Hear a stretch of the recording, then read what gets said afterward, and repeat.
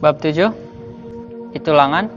Administratur pabrik gula lebih berkuasa daripada bupati, asisten residen, atau residen. Ia sama dengan raja kecil.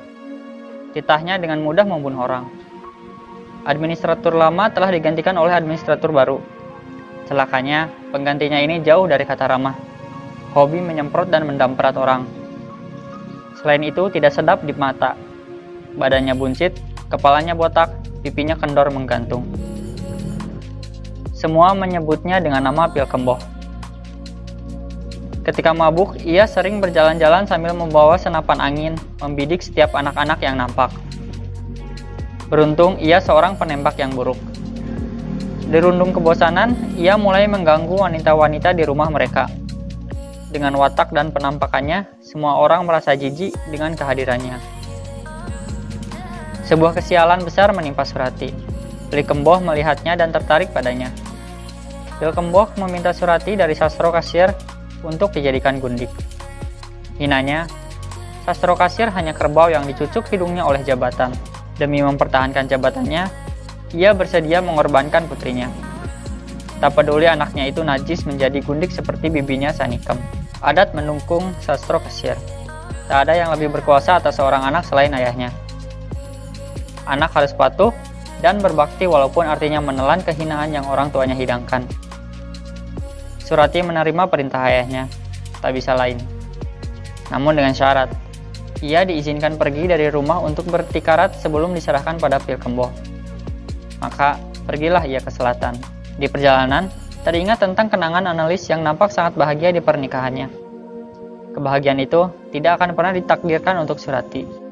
Ia menitikan air mata menyesali hilangnya kebahagiaan yang didamba seorang gadis pada umumnya. Sekarang Surati harus menyelesaikan sendiri urusan nasibnya. Ia telah sampai di desa yang telah ditumpas wabah cacar. Surati berencana menggandeng virus cacar dan mengantarkannya pada Pil Kemboh. Desa itu dijaga ketat oleh kompeni. Tidak ada yang boleh keluar masuk. Seluruh desa itu akan dibiarkan tumpas oleh cacar tanpa sisa. Serdadu-serdadu itu tak membuat niatnya surut. Surati tak akan berserah seperti Sanikem. Biar ia tumpas dalam mencoba pun, ia tak takut. Penjagaan berhasil diterobosnya. Malam itu, desa cacar itu sangat sepi. Sebagian besar telah ditumpas cacar. Pada salah satu rumah, Surati menemukan bayi yang masih bernyawa.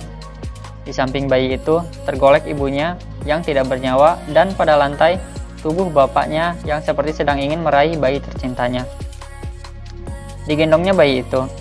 Diberikan minum sudah tak bisa. Ajal sudah dekat.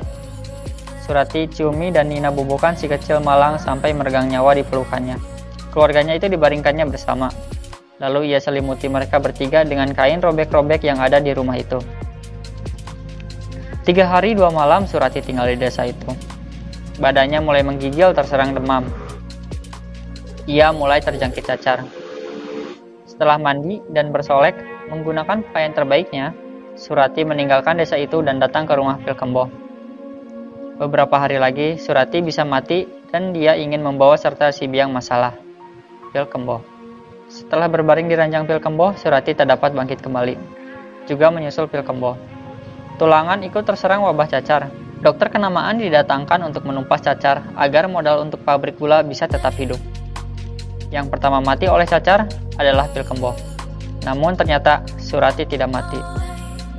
Ia kemudian diboyong pulang oleh ibunya ke rumah. Sastro Kasir tetap jaya sebagai juru bayar, tetapi kehormatannya sebagai suami dan ayah telah jatuh dan takkan bangun lagi untuk selama-lamanya. Sebagaimana kerupawanan Surati.